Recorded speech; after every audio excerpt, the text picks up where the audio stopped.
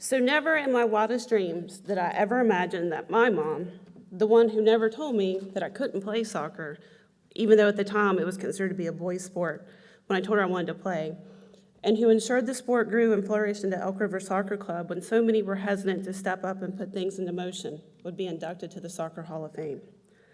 My mom had a way of welcoming people that matched her character, a big laugh, and a somewhat gruff-looking facade that hid one of the kindest, most generous spirits found up Elk River, or anywhere for that matter.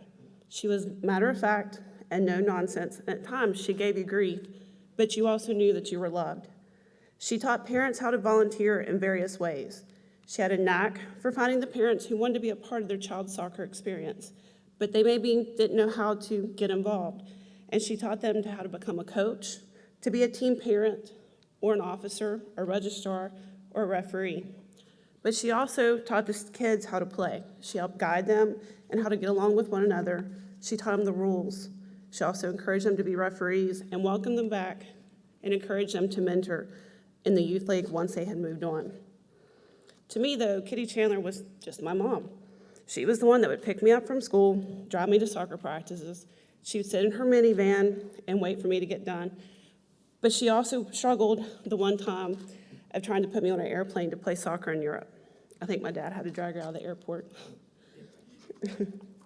Her dedication to the sport allowed for her to help build Elk River Soccer from a fledgling program to the one that produced numerous young scholar athletes across the Kanawha Valley and beyond. Her love for the youth soccer was unmistakable.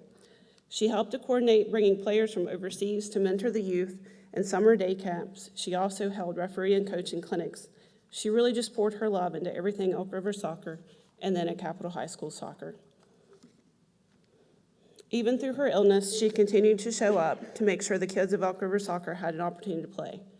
At times, we had to pull her off the field. She was always a monumental, influential figure, and as they stated, the fields at Elk River Soccer have been dedicated in her honor. And while she would not have wanted the fuss of the field dedication nor this induction, she is beyond deserving.